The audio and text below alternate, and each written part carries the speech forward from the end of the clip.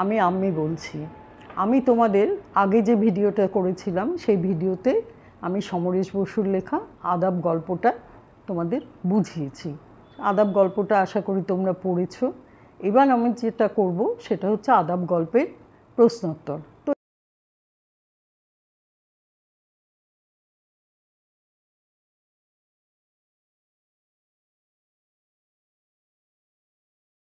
তো এখানে অনেকগুলো প্রশ্ন আছে এবং তার উত্তর দিতে গেলেও অনেকটা, সুতরাং একটা ভিডিওতে এটা কমপ্লিট না করে আমি তোমাদের দুটো ভিডিওতে ভাগ করে বলছি।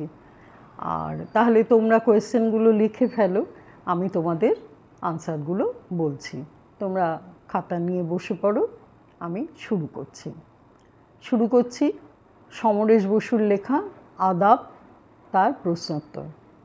1 নম্বর প্রশ্ন, শহরে 144 ধারার কারফিউ অর্ডার জারি হয়েছে, কার লেখা কোন গল্পের অন্তর্গত? খ হচ্ছে কোথায় কেন 144 ধারা ও কারফিউ জারি হয়েছে? গ হচ্ছে 144 ধারা কী, এর ফলে কী হয়? ক কার লেখা কোন গল্পের অন্তর্গত? সমরেশ বসুর লেখা আদাব গল্পের অন্তর্গত হচ্ছে আলোচ্য অংশটি। খ হচ্ছে কোথায় কেন 144 ধারা ও কারফিউ জারি হয়েছে? সাম্প্রদায়িক দাঙ্গা ও হাঙ্গামা প্রতিরোধ করার জন্য বাংলাদেশের ঢাকা শহরে 144 ধারা ও কারফিউ জারি করা হয়েছিল।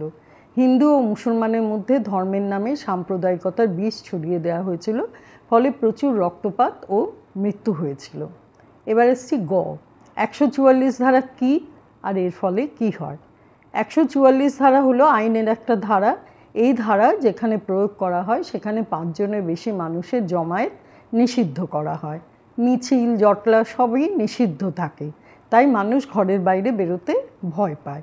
এর ফলে মানুষের স্বাভাবিক জীবনযাত্রা ব্যাহত হয়, দোকানপাট বন্ধ থাকে, রাস্তাঘাটেও লোকে বেরোতে চায় না, চারদিকে একটা যুদ্ধের আবহাওয়া তৈরি হয়।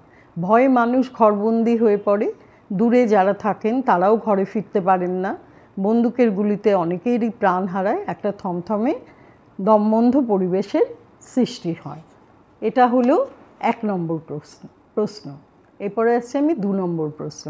ডাস্টবিনের দুই পাশে দুটি প্রাণী নিস্পন্দ নিশ্চল, হৃদয় স্পন্দন তালহারা ধীর, স্থির চারটে চোখের দৃষ্টি ভয়ে সন্দেহে উত্তেজনায় তীব্র হয়ে উঠেছে।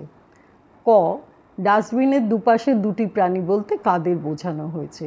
খ তারা নিস্পন্দ নিশ্চল কেন? গ হচ্ছে তাদের চোখের দৃষ্টি তীব্র হয়ে উঠছে কেন? ক ডাস্টবিনের দুপাশে দুটি প্রাণী বলতে কাদের বোঝানো হয়েছে? ডাস্টবিনের দুপাশে দুটি প্রাণী বলতে একজন হিন্দু সুতাকলের মজুর, মানে সুতা কারখানার মজুর, আর আরেকজন হচ্ছে মুসলমান মাঝির কথা বলা হয়েছে, যারা ডাস্টবিনের দুপাশে আত্মগোপন করে বসে আছে। 144 ধারার ভয়ে তারা বাড়ি ফিরতে পারছে না, ভীত সন্ত্রস্ত হয়ে আত্মগোপন করে আছে। খ হচ্ছে তারা নিস্পন্দ নিশ্চল কেন? পুলিশের হাতে ধরা পড়ে যাওয়ার ভয়ে তারা নিশ্চল নিস্পন্দ হয়ে বসে আছে, সবাই সবাইকে অবিশ্বাস করছে, হিন্দু বা মুসলমান কেউ কাউকে পরিচয় দিতে পারছে না, পাছে তারা একে অন্যকে মেরে ফেলে।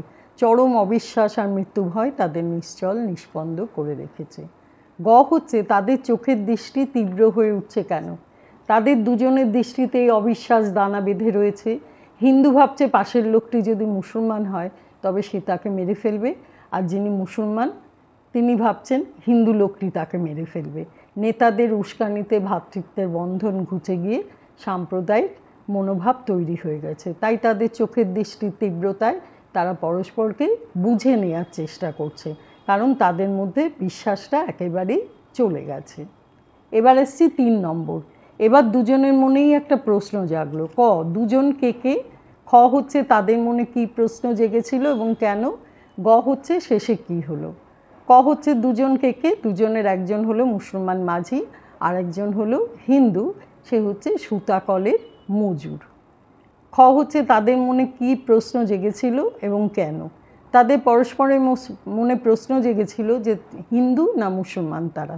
রাজনৈতিক নেতাদের উস্কানিতে সাম্প্রদায়িকতার বীজ ছড়িয়ে দেওয়া হয়েছিল মানুষের মনে।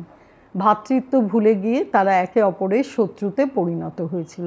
তারা পরস্পরকে অবিশ্বাস করে, ডাস্টবিনের দুপাশে বসে থাকা দুটি মানুষই একে অপরকে অবিশ্বাস করে। তাদের মনে হয় যদি একজন হিন্দু আর একজন মুসলমান হয় তবে তারা একে অন্যকে মেরে ফেলবে। এই মৃত্যু ভয়ে তারা দুজনেই পরিচয় লুকোতে চায়। আচ্ছা, শেষে কি হলো পরে তারা নিজেদের পরিচয় প্রকাশ করে এবং তাদের দুজনের আলাপের পর দুজনেই আশ্বস্ত হয় যে তারা একে অপরের বন্ধু, শত্রু নয়।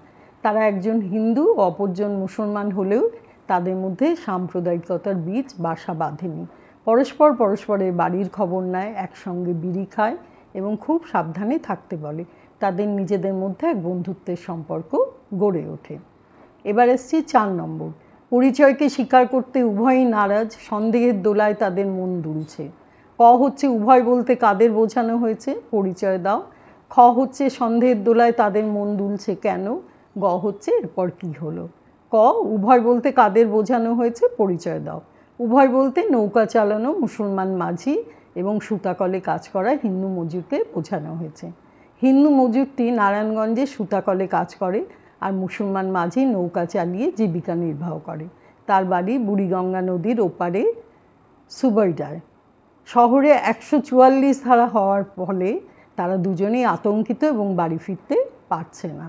খ হচ্ছে সন্দেহের দোলায় তাদের মন দুলছে কেন। ডাস্টবিনের দুপাশে দুজন মানুষ আতঙ্কিত হয়ে বসে আছে, দুজনেই বাড়ি ফিরতে চায়, কিন্তু সাম্প্রদায়িক দাঙ্গা বাধায় কেউ কাউকে বিশ্বাস করতে পারছে না। দুজনেই একে অন্যের পরিচয় জানতে চায়, কিন্তু সন্দেহের দোলায় তাদের মন দুলছে। একজন হিন্দু আর একজন মুসলমান হলে তো তারা একে অন্যকে মেরে ফেলবে, এই ভয়ই তাদের গ্রাস করে রেখেছে। রাজনৈতিক নেতারা যে সাম্প্রদায়িকতার আগুন চারদিকে ছড়িয়ে দিয়েছে, তার ফলেই সবার মধ্যে অবিশ্বাস দানা বেঁধেছে। গ হচ্ছে এরপর কি হলো। এরপর হঠাৎ একটা শোরগোল ওঠে, দুপক্ষেরই আওয়াজ শোনা যায়। মাঝি সেখান থেকে চলে যেতে চায়, কিন্তু সুতাকলের মজুর বাধা দেয়। মাঝির মনে আবার সন্দেহ জেগে ওঠে। সে সুতাকলের মজুরের দিকে তাকিয়ে তার অভিপ্রায় বুঝতে চায়। আচ্ছা, এরপরে এলো 5 নম্বর। তার সারা চোখে আবার সন্দেহ ঘনিয়ে এলো। ক হচ্ছে তার বলতে কাকে বোঝানো হয়েছে। খ হচ্ছে তার সারা চোখে সন্দেহ ঘনিয়ে আসে কেন। গ হচ্ছে শেষে কি হলো। ক তার বলতে এখানে মুসলমান মাঝিকে বোঝানো হয়েছে। খ হচ্ছে তার সারা চোখে সন্দেহ ঘনিয়ে আসে কেন। একটা শোরগোল শুনতে পেয়ে মুসলমান মাঝি সেখান থেকে চলে যেতে চায় এবং তার হিন্দু সুতাকলের মজুরকে বলে, কিন্তু সুতাকলের মজুর তাকে এই গণ্ডগোলের মধ্যে কোথাও যেতে বাধা দেয়। মাঝি তখন সন্দেহের চোখে তাকায় মজুরের দিকে এবং ভাবে হয়তো সে তার দলবলকে ডেকে তাকে মেরে ফেলবে। সাম্প্রদায়িক দাঙ্গার ফলে মানুষে মানুষে অবিশ্বাস জন্ম নিয়েছে, তাই সুতাকলের মজুরের কথা মুসলমান মাঝির পক্ষে বিশ্বাস করা সম্ভব হচ্ছে না। গ শেষে কি হলো। শেষে সুতাকলের মজুর ও মুসলমান মাঝির মধ্যে বন্ধুত্বপূর্ণ সম্পর্ক গড়ে উঠল। দুজনেই তাদের মনের কথা বলল। মুসলমান মাঝির মনে বাড়ি ফেরার ইচ্ছে প্রবল হয়ে ওঠে। সে মজুরের নিষেধ না শুনে খেয়াঘাটের দিকে রওনা হয়। আদাব জানায় মজুরকে, কিন্তু পুলিশের গুলিতে মারা যায় মাঝি। তার আর ঘরে ফেরা হয় না। সুতাকলের মজুর গুলির শব্দ শুনতে পেয়ে বুঝতে পারে মাঝির কী দশা হয়েছে। তার চোখে ভেসে ওঠে মাঝির বুকের রক্তে রাঙানো ছেলে মেয়ে আর বিবির ঈদের জামা কাপড়ের কথা। সে উত্তেজনায় হাতের একটা আঙুল কামড়ে ধরে, ভাবে মাঝির করুণ পরিণতির কথা। এরপরে আসছি 6 নম্বর প্রশ্নে। এইটা কেমন কথা কও তুমি। ক এই কথাটি কে কাকে বলেছে। খ হচ্ছে কথাটি কী ছিল, প্রসঙ্গ। গ হচ্ছে প্রসঙ্গ কী। ঘ হচ্ছে বক্তার চরিত্রের কোন দিকটা ফুটে ওঠে। ক এই কথাটি কে কাকে বলেছে। এই কথাটি এক মুসলমান মাঝি হিন্দু সুতাকলের মজুরকে বলেছে। খ হচ্ছে কথাটি কী ছিল। কথাটি ছিল, তোমার মতলব তো ভালো মনে হইতেছে না। কোন জাতির লোক তুমি কইলা না। শেষে তোমাকে দলবল যদি ডাইক্কা লইয়া আহো আমারে মারণের লাগা। গ হচ্ছে প্রসঙ্গ কী। সাম্প্রদায়িক দাঙ্গায় পর্যদস্ত বাংলাদেশ, চারদিকে গোলমাল চলছে। 144 ধারা ও কারফিউ জারি করা হয়েছে। কিছু অঞ্চলে মানুষেরা ভয়ে গৃহবন্দী হয়ে রয়েছে। চারদিকে অবিশ্বাসের বাতাবরণ তৈরি হয়েছে। এই সময় ঘরে ফেরার পথে দুজন একটি ডাস্টবিনের দুপাশে আশ্রয় নিয়েছে। তাদের মধ্যে একজন মাঝি, সেই মুসলমান, আর একজন সুতাকলের মজুর, সেই হিন্দু। দুজনের মধ্যে আস্তে আস্তে পরিচয় হয়। মুসলমান মাঝির মনে সারাক্ষণ সন্দেহ হয় যে হিন্দু মজুরটি তার দলবল নিয়ে এসে তাকে মেরে ফেলবে। যখন মুসলমান মাঝি শোরগোল একটু কমলেই চলে যাওয়ার ইচ্ছে প্রকাশ করে, তখন সুতাকলের মজুর বিপদের কথা আঁচ করে তাকে যেতে বারণ করে। কিন্তু মাঝির মনে সন্দেহ যে সুতাকলের মজুর হয়তো তাকে ধরিয়ে দেবে, এই প্রসঙ্গে কথাটি বলা হয়েছে। এতে বক্তার চরিত্রের কোন দিকটা ফুটে ওঠে? এতে বক্তার খুব সরল মনের পরিচয় পাওয়া যায়, কারণ সে তার অবিশ্বাসের কথা প্রকাশ্যে বলতে ভয় পায় না। 7 নম্বর হচ্ছে, এমনভাবে মানুষ নির্মম নিষ্ঠুর হয়ে ওঠে কী করে? কি অভিশপ্ত রাত? ক, বক্তাকে কার উদ্দেশ্যে বলেছে? খ হচ্ছে প্রসঙ্গ কি? গ হচ্ছে বক্তার বক্তব্য পরিস্ফুট করো। ক, বক্তাকে কার উদ্দেশ্যে বলেছে? বক্তা ঢাকা নারায়ণগঞ্জের সুতাকলের মজুর, সেই কথা মুসলমান মাঝির উদ্দেশ্যে বলেছে। প্রসঙ্গ কি?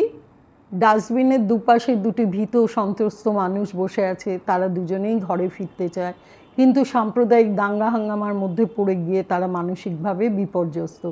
কেউ কাউকে বিশ্বাস করতে পারে না। আসন্ন বিপদের কথা চিন্তা করে তারা ভীত সন্ত্রস্ত। একটু আগে মুসলমান মাঝি ওই স্থান থেকে চলে যেতে চায়, কিন্তু হিন্দু সুতাকলের মজুর বিপদের সম্ভাবনা আঁচ করে তাকে যেতে বারণ করে। তারপর দুজনেই এই দাঙ্গার রক্তপাতের কথা আলোচনা করে, সেই প্রসঙ্গেই আলোচ্য অংশটি বলা হয়েছে। গ হচ্ছে বক্তার বক্তব্য পরিস্ফুট করো। সুতাকলের মজুরের মনে হয় এই পরিবেশ তো কাম্য ছিল না। কিছুদিন আগেও তারা হিন্দু মুসলমানেরা একই সঙ্গে পাশাপাশি থেকেছেন, তাদের কখনো তো বিরোধ বাঁধেনি, ভ্রাতৃত্ব বন্ধনে তারা আবদ্ধ ছিলেন। কিন্তু এই সাম্প্রদায়িক দাঙ্গা বাঁধিয়ে কাদের লাভ? কেন তাদের জন্য ভুগতে হবে সাধারণ মানুষকে? তাদের মনের মধ্যে এসব প্রশ্ন জেগে ওঠে। দুজনেরই চোখে মুখে একই জিজ্ঞাসা, দুজনেরই দীর্ঘশ্বাস পড়ে নিজেদের অবস্থাটা বুঝতে পেরে, কিন্তু তাদের ভবিষ্যৎ কি তারা জানে না। এরপরে আসছি 8 নম্বরে। একটা হালকা বাতাস এসে যেন ফু দিয়ে নিভিয়ে দিল কাঠি। ক, হালকা বাতাস কি? খ হচ্ছে প্রসঙ্গ কি? গ হচ্ছে প্রসঙ্গটির তাৎপর্য লেখো। ক, হালকা বাতাস কি? ডাস্টবিনের দুপাশে দুজন ভীত সন্ত্রস্ত মানুষ বসে আছে। চারদিকের গণ্ডগোল একটু থেমে যাওয়ার পর তারা দুজনেই একটু বিড়ি খাওয়ার কথা ভাবল। সুতা মজুর অনেক চেষ্টা করেও দেশলাই কাঠিটি জ্বালাতে পারল না। তখন মাঝির চেষ্টায় দেশলাই কাঠি জ্বালানো গেল এবং এক হালকা বাতাস এসে ফু দিয়ে নিভিয়ে দিল। এটা সুতা মজুরের মনে হলো। খ হচ্ছে প্রসঙ্গ কি? ডাস্টবিনের আড়ালে দুজন মানুষ আত্মগোপন করে আছে, কেউ কারোর পরিচয় জানে না এবং ভয়েও পরিচয় দিচ্ছে না। সাম্প্রদায়িক দাঙ্গার ফলে সেখানে 144 ধারা আর কারফিউ জারি করা আছে। হিন্দু মুসলমানের মধ্যে অবিশ্বাস দানা বেঁধেছে প্রবল। হিন্দু সুতা মজুর মুসলমান মাঝিকে একসময় ডাস্টবিনের পাশ থেকে চলে যেতে বারণ করে। এতে মুসলমান মাঝির মনে সন্দেহ দানা বাঁধে।